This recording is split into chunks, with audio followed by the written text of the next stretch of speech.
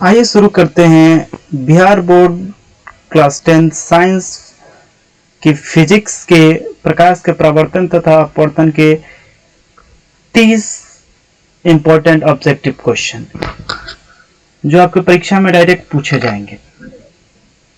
पहला क्वेश्चन है कि कौन सा पदार्थ लेंस बनाने में प्रयुक्त नहीं होता है। पहला क्वेश्चन है कौन सा पदार्थ लेंस बनाने में प्रयुक्त नहीं होता है। तो जल, कांच, प्लास्टिक, मिट्टी। मिट्टी का उपयोग हमेशा लेंस बनाने में नहीं होता है। जल, कांच और प्लास्टिक का उपयोग लेंस बनाने में होता है, मिट्टी का उपयोग नहीं होता है। दूसरा नंबर क्वेश्चन है एक उत्तल लेंस की क्षमता एक डायऑप्टर है तो उस लेंस की फोकस दूरी क्या होगी। उस लेंस की फोकस दूरी 100 सेंटीमीटर होगी। कैसे होगी मैं अगले वीडियो में जब न्यूमेरिकल पढ़ाऊंगा तो मैं उसमें आपको बताऊंगा। तीसरा क्वेश्चन है किसी बिंब का वास्तविक तथा समान साइज का प्रतिबिंब प्राप्त करने के लिए बिंब को उत्तल लेंस के सामने कहां रखा जाना चाहिए। तो अनंत पे रखा जाना चाहिए। अगला चौथा प्रश्न है आपका कि किसी गोलीय दर्पण तथा किसी पतले गोलीय लेंस दोनों की फोकस दूरी -15 सेंटीमीटर है। तो हमेशा याद रखिएगा अगर किसी की फोकस दूरी माइनस है तो इसका मतलब वो होता है अवतल, चाहे वो लेंस हो चाहे दर्पण हो वो अवतल ही होगा। तो इसका आंसर हो जाएगा दोनों अवतल। अगला क्वेश्चन है जो बहुत बार बोर्ड एग्जाम में पूछा गया है प्रकाश के अपवर्तन के कितने नियम है। तो 2। प्रकाश के परावर्तन के कितने नियम है। तो वो भी 2। अगला क्वेश्चन है सरल सूक्ष्मदर्शी में किसका उपयोग होता है। तो सरल सूक्ष्मदर्शी में उत्तल लेंस का उपयोग होता है। यहां से और प्रश्न आता है कि मानव नेत्र किस तरह व्यवहार करता है। तो मानव नेत्र भी जो होता है उत्तल लेंस की तरह व्यवहार करता है। किसके तरह? उत्तल लेंस की तरह व्यवहार करता है। अगला क्वेश्चन है किसी माध्यम के अपवर्तनांक का मान क्या होता है। तो अपवर्तनांक का मान होता है sin i बटा sin r। sin i बटा sin r।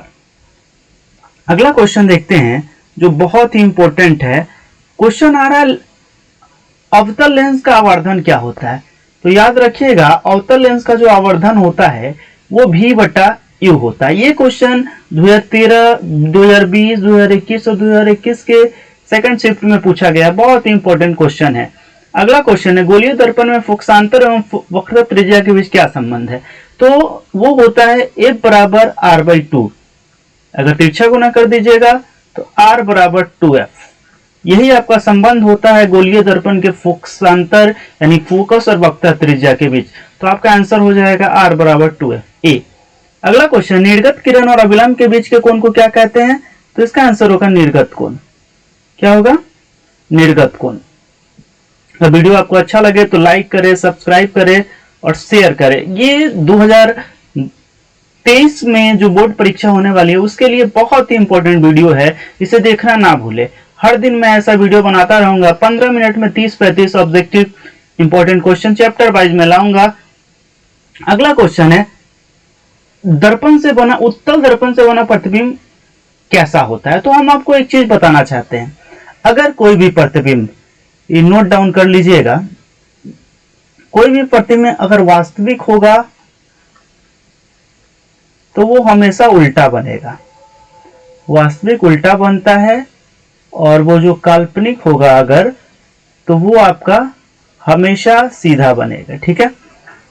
और जहां तक 3 दर्पण का सवाल है अवतल, उत्तल और समतल, तो याद रखिएगा अवतल दर्पण ही एक ऐसा दर्पण है जिसमें वास्तविक और काल्पनिक दोनों प्रतिबिंब बनता है और वस्तु से बड़ा प्रतिबिंब बनता है। उत्तल में और समतल में केवल काल्पनिक बनता है, केवल काल्पनिक प्रतिबिंब। क्वेश्चन आएगा कि अवतल दर्पण में कैसा प्रतिबिंब बनता है। तो अवतल दर्पण में वास्तविक उल्टा, काल्पनिक सीधा तथा वस्तु से बड़ा प्रतिबिंब बनता है। उत्तल दर्पण में कैसा प्रतिबिंब बनता है। तो उत्तल दर्पण जो होता है उसमें हमेशा काल्पनिक प्रतिबिंब बनता है और वस्तु से छोटा प्रतिबिंब बनता है। जबकि वहीं हम समतल दर्पण की अगर बात करें तो इसमें भी हमेशा काल्पनिक प्रतिबिंब बनेगा लेकिन वस्तु के बराबर प्रतिबिंब बनेगा। ये जो 3 चीज मैंने बताया इससे आपके सारे क्वेश्चन सॉल्व हो जाएंगे। अवतल दर्पण में कैसा प्रतिबिंब बनता है? तो अवतल में वास्तविक उल्टा, काल्पनिक सीधा और वस्तु से बड़ा प्रतिबिंब बनता है। वहीं उत्तल दर्पण की बात की जाए तो हमेशा काल्पनिक यानी आभासी और वस्तु से छोटा प्रतिबिंब बनता है। अगर हम समतल दर्पण की बात करें तो समतल दर्पण में क्या होता है? हमेशा काल्पनिक तथा वस्तु के बराबर प्रतिबिंब बनता है। चलिए आइए हम क्वेश्चन को सॉल्व करते हैं। उत्तल दर्पण से बना प्रतिबिंब कैसा होता है? आपको पता है काल्पनिक होता है और छोटा होता है। अगला क्वेश्चन है, किस दर्पण द्वारा किसी वस्तु का वास्तविक प्रतिबिंब प्राप्त होता है? तो वो सिर्फ अवतल दर्पण है। अगला क्वेश्चन, किसमें बड़ा जब भी प्रतिबिंब आ जाए तो याद रखिएगा वो अवतल दर्पण होगा। समतल दर्पण द्वारा बना प्रतिबिंब कैसा होता है? तो समतल दर्पण हमेशा काल्पनिक प्रतिबिंब बनाता है, जो 2015-16 में ये क्वेश्चन पूछा गया है। अगला क्वेश्चन है, किसी वस्तु का आवर्धिक प्रतिबिंब कौन से दर्पण पर बनता है? तो वो हो जाएगा आपका अवतल दर्पण। अब चलते हैं नेक्स्ट पेज में। अब आपका क्वेश्चन है कि काल्पनिक प्रतिबिंब कैसा होता है? तो अभी मैंने पिछले वाले पेज में बताया था काल्पनिक प्रतिबिंब हमेशा सीधा होता है, वहीं वास्तविक होगा तो उल्टा होगा। किस दर्पण में हमेशा आभासी और छोटा? तो उत्तल दर्पण। हमेशा याद रखिए, बड़ा प्रतिबिंब यानी अवतल दर्पण, छोटा प्रतिबिंब यानी उत्तल दर्पण और बराबर प्रतिबिंब यानी समतल दर्पण। किस दर्पण की फोकस दूरी धनात्मक होती है? तो याद रखिएगा, अवतल दर्पण हो या लेंस हो, इसकी फोकस दूरी हमेशा माइनस होती है। वहीं उत्तल दर्पण या लेंस हो, इसकी फोकस दूरी हमेशा प्लस में मापी जाती है। ठीक है, तो किसकी फोकस दूरी धनात्मक होती है? तो धनात्मक होती है उत्तल दर्पण की। किसकी होती है? उत्तल दर्पण की। अगला क्वेश्चन है, गोलीय दर्पण के ध्रुव और फोकस के बीच की दूरी को क्या कहते हैं? देखिए, ये आपका हो गया, मान लीजिए गोलीय दर्पण है, अवतल दर्पण है, उसमें गोलीय दर्पण, ये आपका P होता है ध्रुव, ये F होता है, ये आपका वक्रता केंद्र होता है। तो क्वेश्चन पूछ रहा है ध्रुव और फोकस के बीच की दूरी। ध्रुव और फोकस की दूरी, बीच की दूरी को F बोलते हैं, यानी क्या बोलते हैं उसको? फोकसांतर बोलते हैं। क्या बोलते हैं?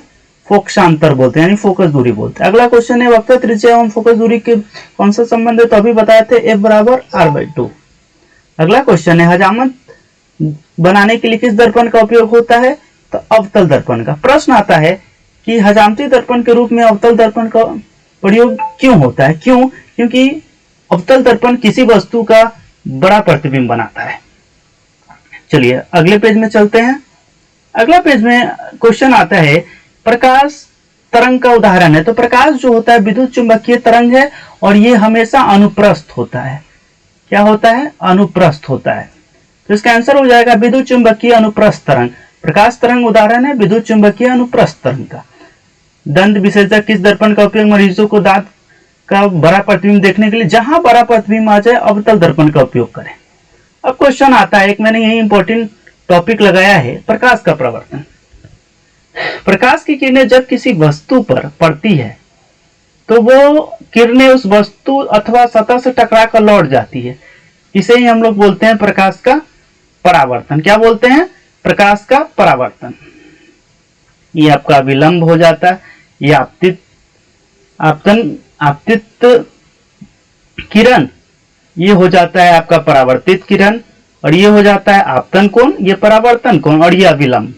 ठीक है, चलते हैं नेक्स्ट पेज पे। अगला क्वेश्चन है कि टॉर्च वाहन के अग्रदीपों में किसका प्रयोग किया जाता है? तो इसका आंसर हो जाएगा अवतल दर्पण। साइड मिरर के रूप में किसका उपयोग होता है? उत्तल दर्पण का, क्योंकि उत्तल दर्पण किसी वस्तु का छोटा प्रतिबिंब देता है। निम्नलिखित में कौन दर्पण सूत्र है? तो 1/V प्लस 1/U बराबर 1/F। अगला क्वेश्चन है, दो पृष्ठों से घिरा हुआ कोई पारदर्शी माध्यम जिसका एक या दोनों पृष्ठ गोलीय हो, वो लेंस कहलाता है। क्या कहलाता है? लेंस कहलाता है। चलते हैं नेक्स्ट पेज पे।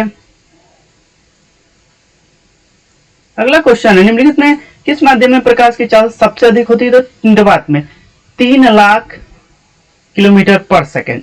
तैलीय कागज कैसा होता है? देखिए, तैलीय कागज जो होता है ना, उसमें कुछ ही भाग से प्रकाश जा पाता है, जिसको हम लोग पारभासक बोलते हैं।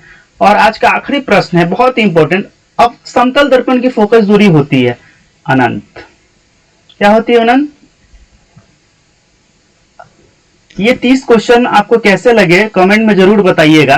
अगर आपको अच्छा लगा हो तो लाइक करें, सब्सक्राइब करें, शेयर करें। जय हिंद।